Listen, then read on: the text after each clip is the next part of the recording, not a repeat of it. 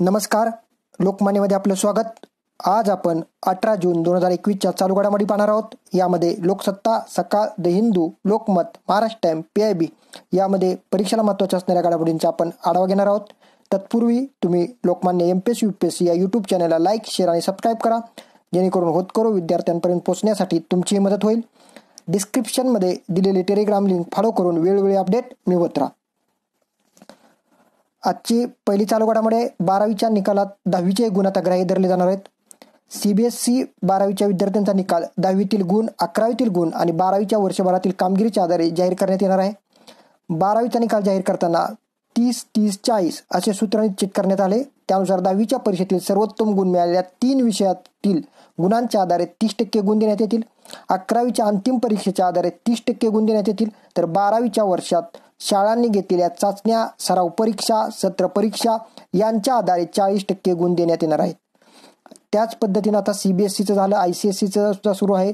आता राज्यांनाही असंच मूल्यांकन करण्याचं ठरवलंय. त्या संदर्भात CBSEच्या धर्तीवर सूत्र ठरवून निर्णय घेण्यासाठी आज शुक्रवारी बैठक बोलवण्यात आली आहे, असं शालेय शिक्षण मंत्री वर्षा गायकवाड यांनी सांगितलंय. सध्या आपण पाहतोय, आपण 10वीच्या निकालाचं काम सुरू आहे. त्या संदर्भात आता 12वीच्या निकालासंदर्भातही आता निर्णय कसं मूल्यमापन करायचं त्याबाबत आज बैठक होणार आहे. त्यानुसार निर्णय घेण्यात येईल. यानंतरची बातमी आहे, स्विस बँकातील भारतीयांच्या निधीस तिपटीने वाढ झालेली आहे. आपण पाहतो, भारतीयांचा काळा पैसा ठेवण्याचं एकमेव ठिकाण आपल्या घरातील लॉकर्स नसून स्विस बँक आहे. स्वित्झर्लंडमधील बँका त्यांना त्या आकर्षित करत असतात आणि ते तिथं आपला काळा पैसा ठेवत असतात किंवा चांगलाही पैसा ठेवत असतील. पण सध्या आपण पाहतो, निवडणुकीमध्ये घोषणा दिली गेली होती की परदेशात असणारा काळा पैसा भारतात आणला जाईल. यामध्ये स्वित्झर्लंडमध्ये असणाऱ्या काळ्या पैशावर सगळ्यांचा डोळा असतो, कारण माणसं स्विस बँकेत ज्यावेळेस पैसा ठेवतात त्यावेळेस आपली धारणा असते की हा 2 नंबरचाच पैसा आहे, ब्लॅक मनी याला आपण इंग्रजीमध्ये म्हणतो. तर स्विस बँकामध्ये भारतीयांच्या निधीत तिपटीनं वाढ झालेली आहे. 13 वर्षातील उच्चांकी पत्ते आहे. भारतीय व्यक्ती आणि कंपन्यांचा स्विस बँकामध्ये थेट तसेच भारतातील शाखा व अन्य वित्तीय संस्थांच्या माध्यमातून गुंतलेला निधी 2020च्या अखेरपर्यंत 2.55 अब्ज स्विस फ्रँक अर्थात सुमारे 20,700 कोटी रुपयापेक्षा जास्त झाला आहे. रोखे अथवा तत्सम साधनांद्वारे भारतीयांच्या गुंतवणुकीत मोठी वाढ झाली असली तरी ठेवीच्या स्वरूपातील भारतीय जो पैसा आहे तो मात्र घसरला आहे. हे लक्षात असू द्या. रोख आणि तत्सम मध्ये आपलं हे आहे, त्यामुळे आता भारतातील पैसा स्विस बँकेमध्ये वाढलेला आहे आणि तो तिपटीने वाढलेला आहे. स्विस बँक लक्षात असू द्या, स्विस बँकिंगमध्ये जास्त पद्धतीने व्याज देण्यात येते का, किंवा स्विस बँक कशा पद्धतीने पैसे गोळा करते, त्याचा उपयोग काय करते, हे तुम्ही व्यवस्थित वाचत जा. कारण ही फक्त मुख्य बातमी झाली. तुमचं ज्ञान वाढवण्यासाठी याही बातम्यांची गरज असते.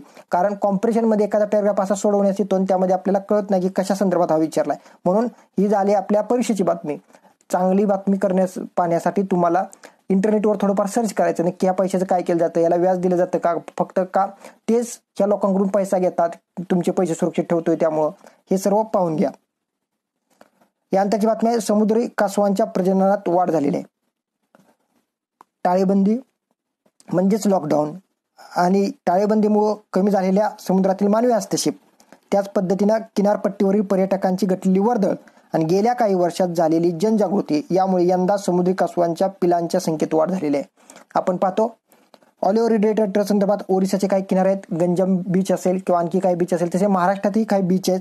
रायगड, रत्नागिरी, सिंधुदुर्ग जिल्ह्यात याच्या किनारपट्टीवर, समुद्राच्या किनारपट्टीवर काही कासव अंडी घालत असतात आणि त्यानंतर त्यांचा प्रजनन कालावधी असतो. त्या कालावधीमध्ये ही अंडी काही प्राणी असतील, माणसं असतील यांच्या हस्तक्षेपामुळे कदाचित ते नष्ट होतात किंवा त्यातून प्रजनन होणारी पिल्लं बाहेर येत नाहीत. कारण तो पिरियड असतो, त्या पिरियडमध्ये तिथं हस्तक्षेप चालत नाही. त्यामुळे हे किनारे नेहमीच मनुष्य किंवा प्राणी यांच्या वर्दळीपासून, हस्तक्षेपापासून दूर राहायला हवे होते. ते ह्या लॉकडाऊनमध्ये घडून आल्यामुळे कासवांच्या प्रजननात वाढ झालेली आहे. रायगड, रत्नागिरी आणि सिंधुदुर्ग जिल्ह्यातील किनाऱ्यांवर पाणीतून ही बाब समोर आलेली आहे. पावसाळ्यात मोठ्या प्रमाणात ग्रीन सी, हॉकबिल्स आणि लेदरबॅक या समुद्री कासवांच्या प्रजाती महाराष्ट्राच्या किनाऱ्यावर वाहून येतात. त्यामुळं तिथं प्रजनन त्या करत असतात. आता याबद्दल आपण थोडी माहिती घेऊ. जगातील कासवांच्या 7 प्रजातीपैकी 4 प्रजातींची कासवे भारतीय भूखंडावर आणि अंदमान निकोबार व लक्षद्वीप बेटांवर घरटी करण्याच्या नोंदी सापडल्या आहेत. परंतु त्यातील केवळ ऑलिव्ह रिडले प्रजातीत कासवे महाराष्ट्राच्या किनाऱ्यावर घरटी करतात. त्यामुळे त्यांची घरट्यांची संख्या वाढ झालेली दिसून येते. 2019-20ला 228 होती ती 21-22ला 475. अंड्यांची संख्या सुद्धा जवळजवळ दुपटीच्या आलेली आहे आणि पिलांची संख्या ही दुपटीच्या जवळ आहे. म्हणजेच आता चांगल्या पद्धतीने यांचं प्रजनन झालेलं आहे, हे निष्कर्ष आपल्याला काढता येतो. यासाठी सर्वात महत्त्वाचं लॉकडाऊन ठरलेलं आहे. आपण पाहतो काही प्रमाणात लॉकडाऊनचा फायदाही झालेला आहे. पंजाबमधून हिमालय दिसायला लागला होता. एवढी प्रदूषणाची पातळी आपल्याला तिथं कमी झालेली दिसून येते. प्रदूषण अगदी नगण्य झाल्यामुळे हिमालय पंजाबमधून लोक पाहू शकले. ह्याच्या अगोदर हे त्यांना हिमालय तिथून दिसत नव्हता, कारण सतत प्रदूषण, काळे किंवा धुरकट असे काही पद्धतीने तिथं हवेमध्ये असलेले धुलीकण, यामुळे हिमालय दिसत नव्हता. या अगोदर कित्येक वर्षापूर्वी दिसला होता. ते 2020च्या लॉकडाऊन मध्ये आपल्याला टेरेसवरून काही चित्र अशी लोकांनी घेतली की जिथून हिमालय दिसत होता. याचा अर्थ असा आहे की लॉकडाऊनचा काही प्रमाणात प्रदूषण कमी करण्यात, नैसर्गिक हस्तक्षेप किंवा नैसर्गिक साधन संपत्तीची जपणूक होण्यात आपल्याला फायदेशीर ठरलेला आहे. यानंतरची बातमी आहे, सर्दीच्या विषाणूंचा प्रादुर्भाव असलेल्यांना करोनापासून संरक्षण. सर्वात महत्वाचं हे संशोधन झालं होतं आणि त्यामध्ये निष्कर्ष आलेला आहे. भारतामध्ये सर्दी होणाऱ्या लोकांची संख्या भरपूर आहे, कारण भारतामध्ये पावसाळा, हिवाळा आणि उन्हाळा हे तिन्ही ऋतू होत असतात. मग 2 ऋतूमध्ये तर लोकांना सर्दी पाहायला भेटते, पावसाळ्यात सुद्धा पाहायला भेटते, हिवाळ्यात सुद्धा पाहायला भेटते. त्यामुळे सर्दीचे आपल्याला विषाणू लोकांच्या शरीरामध्ये कुणाच्या ना कुणाचे असतात आणि यामुळं सर्दीचा विषाणूचा प्रादुर्भाव असलेल्यांना करोनापासून संरक्षण हे भारतासाठी महत्वाचं आहे. कारण जर सर्दीचा विषाणू त्यांच्या शरीरामध्ये असेल तर करोनाचा विषाणू जर आत आला तर त्यासाठी तयार होणाऱ्या प्रतिकारशक्ती असेल, त्यात इंटरफेरॉन्स म्हणतात. इंटरफेरॉन्सची संख्या अगोदरच जास्त असल्यामुळे त्या करोनाचा विषाणूचा प्रादुर्भाव रोखण्यासाठी हे फायदेशीर ठरलेलं आहे. सर्दीच्या विषाणूंच्या प्रभावा नेहमीच होणाऱ्या व्यक्तींमध्ये कोरोना विषाणूचा संसर्ग होण्याची शक्यता खूपच कमी असते, असे एका संशोधनातून दिसून आले. SARS-CoV-2 विषाणू ज्या व्यक्तीमध्ये आधीपासून सर्दी असते त्यांच्यात संसर्ग करू शकत नाही.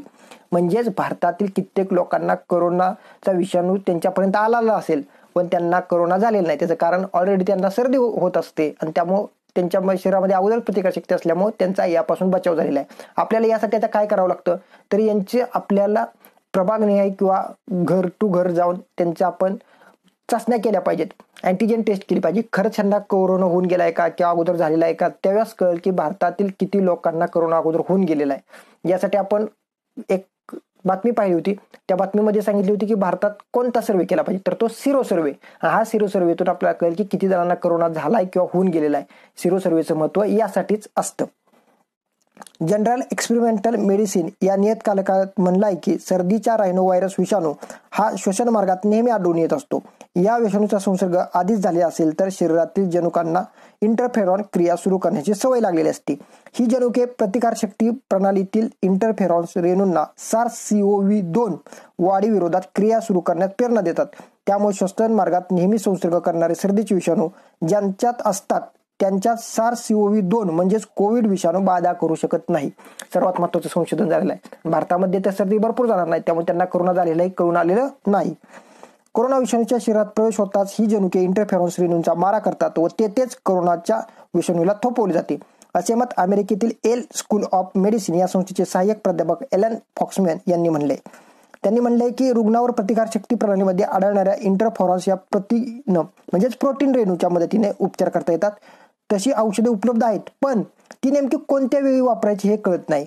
आधीच्या अभ्यासात असे दिसून आले की कोरोना नंतरच्या टप्प्यामध्ये इंटरफेरॉनची पातळी वाढली तरी रोगाची गंभीरता वाढत जाते. त्यामुळे प्रतिकारशक्तीची अतिरिक्त प्रतिक्रिया उमटून वेगळे परिणाम होण्याची सुद्धा शक्यता असते. त्यामुळे इंटरफेरॉन्स कधी वापरायचे आपल्याला कळत नाही. त्यामुळे शरीरामध्येच ऑलरेडी तयार असतील तर त्याचा बचाव होऊ शकतो. फॉक्समन यांनी म्हणलं आहे की अलीकडच्या जनुकीय अभ्यासानुसार इंटरफेरॉनचा वापर कोरोनाच्या सुरुवाती टप्प्यात करणं शक्य असते. त्यात कोरोना विषाणूला थोपवण्याची क्षमता असते. ज्यांना नेहमी सर्दी होते त्यांच्यात इंटरफेरॉनच्या मदतीने नैसर्गिक व वेळेवर प्रतिकारशक्ती नेहमीच होत असते. त्यांना कुठली औषधे द्यावी लागत नाहीत तरी त्यांचे सर्दीचे विषाणू मारले जातात. तशीच क्रिया कोरोना विषाणूच्या बाबतीतही घडते. ज्यांना सर्दीची अलर्जी आहे त्यांच्यासाठी ही चांगली बातमी आहे की तुम्हाला कोरोना होणार नाही, ह्याचा संशोधनातच प्रूव्ह झालेला आहे. मानवी श्वसन मार्गातील पेशी प्रयोगशाळेत वाढवून त्यावर केलेल्या प्रयोगात असे आढळून आले आहे की पहिल्या 3 दिवसात विषाणूंची उतीमधील संख्या दर 6 तासाला दुप्पट होते आणि रायनो व्हायरसची बाधा असलेल्या उतीमध्ये कोरोनाचा प्रादुर्भाव होत नाही. म्हणजे सर्वात महत्वाचं आहे की यांच्यामध्ये ऑलरेडीच प्रतिकारशक्ती चांगल्या पद्धतीने असल्यामुळे त्यांना कोरोना विषाणूची बाधा होत नाही. यानंतरची बातमी आहे, नाद साधना ॲप्लिकेशन ॲपलच्या पुरस्काराचे मानकरी ठरले. भारतासाठी महत्त्वाची बातमी आहे, संगीत गायक अभियंता असणारे रानडे आहेत यांनी एक ॲप निर्मित केलं. जे ॲप गायकाला रियाजासाठी सहाय्य ठरणारे आणि कृत्रिम बुद्धिमत्तेचा वापर करून विविध वाद्यांचे संगीत साथ करणारे हे ॲप्लिकेशन आहे. नाद साधना हे केवळ दुसरे भारतीय ॲप्लिकेशन आहे, तर भारतीय संगीतासाठी पहिलेच ॲप्लिकेशन आहे ज्यांना आता असा पुरस्कार भेटलेला आहे. निवेदित कलावंतासाठी हे ॲप्लिकेशन उपयुक्त आहे. आपण पाहतो, कलावंताला रियाज करायचा असेल तर त्याला भरपूर साथ देणारे पेटी असेल, तबला असेल किंवा वीणा असेल याची साथ लागते. पण हे ॲप असं आहे की अगदी कृत्रिम बुद्धिमत्तेचा वापर करून ते सांगू शकतं की कोणत्या पद्धतीने रियाज करायचा आहे आणि त्यासाठी काय वाद्य वाजले पाहिजे, हे सर्वात महत्त्वाचं आहे. याची दाद भरपूर पंडित जसराज किंवा चांगल्या चांगल्या नामांकित गायकांनी घेतलेली आहे. हे ॲप त्यासाठी महत्त्वाचं ठरलेलं आहे. यानंतर केबल टेलिव्हिजन नेटवर्क नियमांमध्ये सुधारणा करण्यात आलेली आहे. टीव्हीवरील प्रसारणासंदर्भात नागरिकांच्या तक्रारी सोडवण्यासाठी कायदेशीर यंत्रणा उभारायचं ठरलं होतं आणि त्या संदर्भात हे झालेलं आहे. केंद्र सरकारकडून स्वनियामक संस्थांना मंजुरी मिळणार आणि ही मंजुरी स्वनियामक म्हणजेच त्यांनी सेल्फ त्याचं नियमन केलं पाहिजे. केबल टीव्ही नेटवर्क नियम 1994 मध्ये सुधारणा करण्यासाठी आज केंद्र सरकारने सूचना जारी करून टीव्हीच्या विविध वाहिन्यांद्वारे प्रसारित होणाऱ्या कार्यक्रमांच्या संदर्भात नागरिकांच्या तक्रारी आणि गाऱ्हाणे सोडवण्यासाठी केबल टीव्ही नेटवर्क नियम 1995 मधील तरतुदीनुसार कायदेशीर यंत्रणा उभारायचा निर्णय घेतलाय. सध्या नागरिकांच्या टीव्हीवरील कार्यक्रम अथवा जाहिराती संहिता नियमांच्या उल्लंघनाशी संबंधित तक्रारी सोडवण्यासाठी आंतर मंत्रालयीन समितीच्या स्वरूपात संस्थात्मक यंत्रणा आहे. पण ही संस्थात्मक यंत्रणा असली तरी आता आपण तक्रार निवारणासाठी विविध प्रसारकांनी त्यांच्या प्रणाली अंतर्गत स्वनियामक यंत्रणा विकसित केल्या आहेत आणि त्या तक्रार निवारण संरचना अधिक मजबूत करण्यासाठी कायदेशीर यंत्रणा उभारण्याची गरज भासू लागली होती. यामुळं काही प्रसारकांनी त्यांच्या संघटना किंवा संस्थांना कायदेशीर मान्यता देण्याची विनंतीही केली होती. तसेच माननीय सर्वोच्च न्यायालयाने देखील कॉमन कॉज विरुद्ध भारत सरकार, केसचं नाव काय, कॉमन कॉज विरुद्ध भारत सरकार आणि इतर या 2000 मधील खटल्यावरील WPC क्रमांक 387 आदेशात तक्रार निवारणासाठीच्या केंद्र सरकारच्या विद्यमान यंत्रणेबाबत समाधान व्यक्त करताना तक्रार निवारण यंत्रणेला औपचारिक स्वरूप देण्यासाठी योग्य नियमन आराखडा तयार करण्याचा सल्ला दिला होता. त्यामुळं हे केलेलं आहे. महत्त्वाचं आहे की आता केबल टेलिव्हिजन नेटवर्क प्रत्येक शहरामध्ये आणि त्यासाठी असं काहीतरी यंत्रणा असण्याची गरज होती, ती आता केलेली आहे. यानंतर मायक्रोसॉफ्टच्या अध्यक्षपदी सत्या नडेला यांची निवड झालेली आहे. मायक्रोसॉफ्टचे मुख्य कार्यकारी अधिकारी CEO सत्या नडेला यांच्याकडे कंपनीने आणखी एक मोठी जबाबदारी दिली. कंपनीच्या संचालक मंडळाने नडेला यांची कंपनीच्या अध्यक्षपदी निवड करण्यात आली. हे तिसरे अध्यक्ष असतील. मायक्रोसॉफ्टचे पहिले अध्यक्ष बिल गेट्स, दुसरे डॉन थॉम्सन आणि यानंतर सत्या नडेला हे भारतीय वंशाचे हे तिसरे असतील. आता थॉम्सन हे कंपनीत स्वतंत्र संचालक म्हणून कार्यरत राहतील आणि मायक्रोसॉफ्टतर्फे पुढील आठवड्यात विंडोज ऑपरेटिंग सिस्टीमची नवी आवृत्ती लॉन्च होणार आहे. म्हणजेच विंडोज 10 आहे, आता 11 येणार आहे. त्या संदर्भात आता त्यावेळेसच हे महत्त्वाचं होणार आहे. आता सत्या नडेला यांच्याबद्दल पाहू. सत्या नडेला यांचा जन्म हैदराबादमध्ये 19 ऑगस्ट 1967 रोजी झाला. मणिपाल विद्यापीठातून त्यांनी IT अभियांत्रिकी शिक्षण पूर्ण केले. त्यानंतर त्यांनी अमेरिकेच्या विस्कॉन्सिन विद्यापीठातून मास्टर ऑफ सायन्स आणि शिकागो विद्यापीठातून MBA पूर्ण केलं. सन मायक्रोसिस्टीममध्ये काही वर्ष काम केल्यानंतर 1992 मध्ये ते मायक्रोसॉफ्टमध्ये दाखल झाले. आता ते मायक्रोसॉफ्टचे चेअरमनच बनलेले आहेत. यानंतरची बातमी आहे, दाखल्या विनाही आता अन्यत्र प्रवेश शक्य आहे. महाराष्ट्रात सर्वात महत्त्वाचा निर्णय घेतला गेलेला आहे. शालेय शिक्षण विभागाने सांगितले की दाखला नसेल तरी आता तुम्ही त्यांना प्रवेश द्यायचे. एका शाळेतून दुसऱ्या शाळेत 9वी 10वीत एखाद्या विद्यार्थ्याला प्रवेश घ्यायचा असेल तर तो शाळा सोडल्याच्या दाखल्याशिवाय तिथं प्रवेश घेऊ शकणार आहे. शाळा सोडल्याच्या दाखल्याशिवाय मिळणार दुसऱ्या शाळेत प्रवेश हे पण होणार आहे की आता दुसऱ्या शाळेमध्ये त्याला प्रवेश घेता येईल. आता एका शाळेतून दुसऱ्या शाळेत 9वी 10वीत एखाद्या विद्यार्थ्याचा प्रवेश घ्यायचा असेल तर तो शाळा सोडल्याच्या दाखल्याशिवाय घेऊ शकणार आहे. आणि जर प्रवेश नाही दिला तर शाळेच्या मुख्याध्यापकावर कारवाईची शक्यता आहे. ज्या शैक्षणिक संस्था किंवा शाळा विद्यार्थ्यांना TC शिवाय म्हणजेच शाळेचा दाखला असेल, ट्रान्सफर सर्टिफिकेट त्याला म्हणतो आपण, प्रवेश नाकारेल किंवा प्रवेश नाकारल्याच्या एखाद्या विद्यार्थ्याने शैक्षणिक वर्ष वाया गेलं तर शाळेवर आणि तेथील मुख्याध्यापकावर कडक कारवाई करण्याचा इशारा शिक्षण विभागाने दिला आहे. त्यामुळं विद्यार्थ्याचं शिक्षण महत्त्वाचं आहे. आता हे सरकारलाही माहीत झाले. करोना काळामध्ये संकट आलेले आहेत. काही वेळेस ते झालं नसेल तर आता त्यांना ते करावं लागणार आहे. यानंतर अंतराळात चीनची पताका अशी बातमी सकाळमध्ये आलेली आहे. कारण चीननं 3 अंतराळवीरांना नव्या अवकाश स्थानकात पोहोचवले आणि हे मानवी मोहिमेत यश त्यांना भेटलेलं आहे. लक्षात असू द्या, अमेरिकेनं आव्हान केलं होतं त्यांना की तुम्ही स्वतःचं हे बनवा. मग आंतरराष्ट्रीय अवकाश स्थानकावर चीनी अंतराळवीरांना अमेरिकेनं बंदी घातली होती आणि ही बंदी घातल्यामुळे तियांगॉंग हे IMSच्या तुलनेत त्यांनी एक नवीन हे केलं अंतराळ स्टेशन, त्याला ISS असं म्हणलं जातं आणि त्याचं आयुष्य 15 वर्षाचं असले तरी त्यांनी हे जबाबदारी पेरल्याचं दिसून येते, आव्हान पेरल्याचं. कारण चीननं 5 वर्षानंतर पुन्हा एकदा त्यांच्या अंतराळवीरांना तियांगॉंग या नव्या अवकाश स्थानकाकडे गुरुवारी सकाळी रवाना केले. हे अंतराळवीर अवकाश स्थानकात पुढील 3 महिने राहणार आहेत. सत्ताधारी कम्युनिस्ट पक्ष जे 1 जुलै रोजी शताब्दी साजरी करणार आहात त्यावेळेस हे उड्डाण त्यांच्यासाठी उड्डाणचं यश हे प्रतिष्ठेचं झालं होतं आणि ते त्यांनी करून दाखवले. चीनचे शेंजाओ 12 या अंतराळासह 3 अंतराळवीरांना घेऊन महाशक्तिशाली लाँग मार्च 2F या रॉकेटनं काल सकाळी लक्षात ठेवा 9:22 गोबी वाळवंटात श्योंगॉंग उपग्रह उड्डाण केंद्रावर उड्डाण केलं होतं. यानंतर तियांगॉंगचे मुख्य भाग असलेल्या तियांगशी ते जोडलं गेलं अशी माहिती चीनच्या मॅड स्पेस एजन्सीनं दिली होती.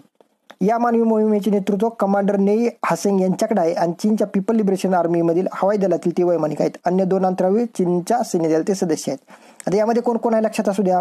नेई हासेंग, ली वाबिंग आणि टॅग होगबो. आता या अंतराळयानाची वैशिष्ट्य काय आहेत तर शेंजाओ 12 अंतराळयान अवकाश स्थानकाच्या तियानमेन या भागाशी जोडलं जाणार आहे. तियाने 29 एप्रिल रोजी भूकक्षेत स्थिर झालं होतं जिओ स्टेशनरीमध्ये. या भागात अंतराळयानांना राहण्यासाठी स्वतंत्र जागा आहे. व्यायामासाठी अवकाश ट्रेडमिल सायकल उपलब्ध आहे. पृथ्वीवरील नियंत्रण कक्षाचे व्हिडिओ कॉल किंवा ईमेलने संपर्क साधण्याची व्यवस्था आहे. चीनचा मानवी अंतराळ कार्यक्रम कसा आहे हे सुद्धा आपल्याला पाहावं लागेल. 5 वर्षातील पहिली मोहीम ही. अंतराळवीरांना 6 तासाचे 2 स्पेसवॉक करणार आहे. स्पेसवॉकसाठी 3 अंतराळवीर नव्याने विकसित केलेला स्पेस सूट सुद्धा परिधान करणार. मोहिमांसाठी अंतराळवीरांना 6000 तासाचे खडतर प्रशिक्षण सुद्धा देण्यात आले आणि पुढील वर्षाअखेरपर्यंत 11 अंतराळ मोहिमा करण्याचं त्यांचं नियोजन आहे. यामध्ये 3 मानवी मोहिमा असतील. म्हणजे चीन सगळीकडेच सर्व क्षेत्रामध्ये आता नवीन क्षेत्रामध्ये पादाक्रांत करत आहे. त्यामुळे आपल्याला पाहावं लागतं चीनच्या आता सगळीकडेच झेंडा फडकताना दिसत आहे. थँक्यू. अशा पद्धतीने आज आपण चालू घडामोडी पाहिल्या. तुम्ही लोकमान्य MPSC UPSC या यूट्यूब चॅनलशी लाईक, शेअर आणि सबस्क्राईब करा आणि डिस्क्रिप्शनमध्ये दिलेली टेलिग्राम लिंक जॉईन करून वेळोवेळी अपडेट मिळवत राहा. Thank you very much.